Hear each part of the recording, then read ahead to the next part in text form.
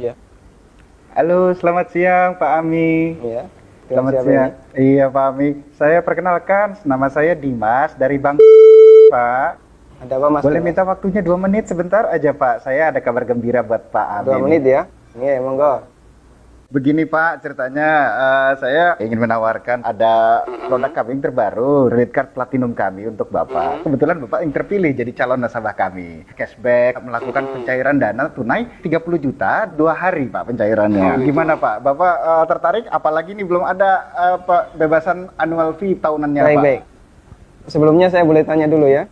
Boleh Pak? Nggak masalah ya? Baik. Mas Dimas Muslim? Saya, iya Pak, betul Pak. Muslim ya, alhamdulillah ya. Kita sama-sama Muslim. Iya Pak. Mas Dimas pernah dengar nggak tentang riba? Iya, pernah dengar. Pernah dengar ya? Iya, Pernah kebayang bahaya riba nggak? bahaya riba, iya tahu Pak. Mungkin pernah dengar hadisnya atau ayat Qur'annya? Pak, Pernah. tapi Pak, Abi bagaimana? Masih tertarik Pak dengan kartu kredit platinum kami Pak? Nanti kita lanjutkan. Saya boleh cerita dulu? Ya, boleh, ya? boleh. Jadi gini Mas Dimas. Coba Mas Dimas bayangkan kalau ada orang yang berzina sama ibunya. Kira-kira respon masyarakat gimana? Semua orang sepakat jelek ya. Gimana? Maksudnya gimana Pak? Kalau misalnya ada orang yang berzina sama ibunya, semua orang akan menganggap dia melakukan perbuatan yang maksiat. Ya bejat itu Pak. Wah, bejat sekali ya. Bejat Pak. Baik, kita sama-sama sepakat untuk itu. Iya. Begini, Nabi SAW menyebut bahwasanya riba itu ada 73 pintu.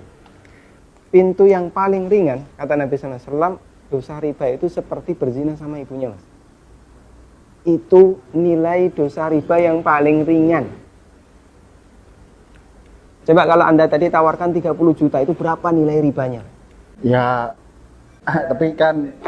Saya lanjutkan boleh? Ya. Ya, kita lanjutkan dulu ya. Iya. Saya sebutkan, ini ada beberapa fase kehidupan manusia. Orang yang makan riba semuanya mendapatkan azab dari Allah.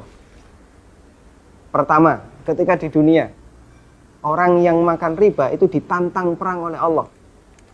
Coba Mas bayangkan. Kata Allah Subhanahu wa taala, ya ayyuhalladzina amanu taqullaha wa dharu ma baqiya minar riba.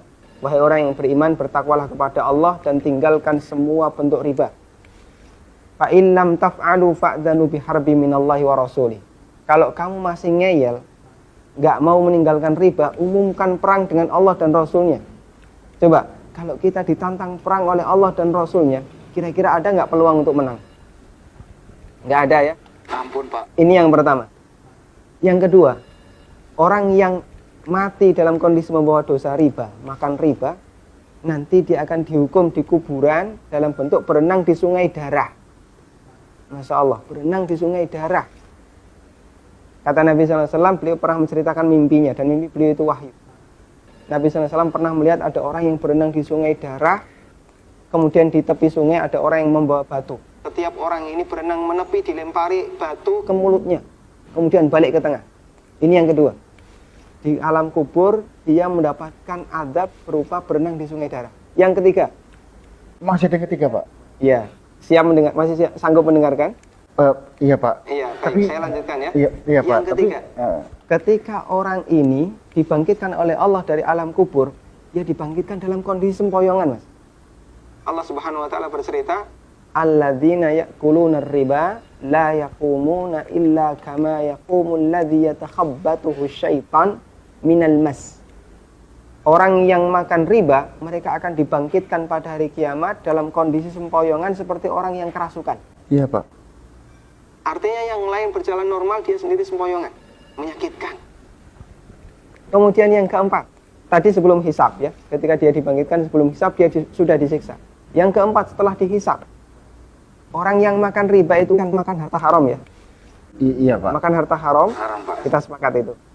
Kalau kemudian daging kita tumbuh dari sesuatu yang haram, berhak nggak dapat surga?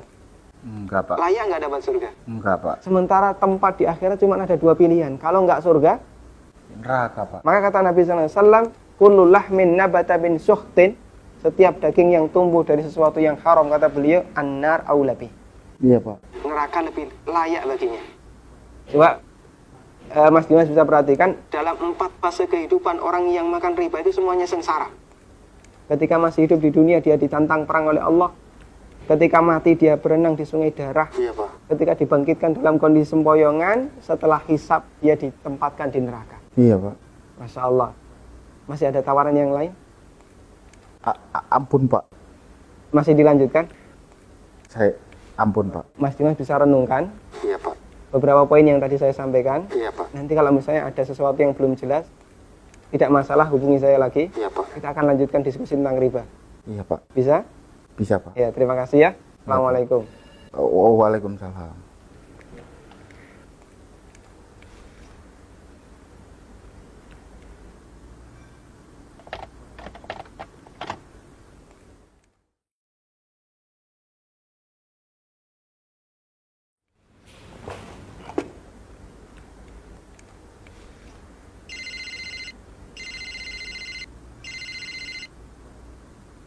Iya. Halo, assalamualaikum Pak. Waalaikumsalam warahmatullahi. Saya Dimas nih yang tadi Pak. Iya Mas Dimas. Iya. Gimana nih Mas Dimas? Ada tawaran apa lagi nih? Ada lowongan kerjaan nggak ya Pak ya?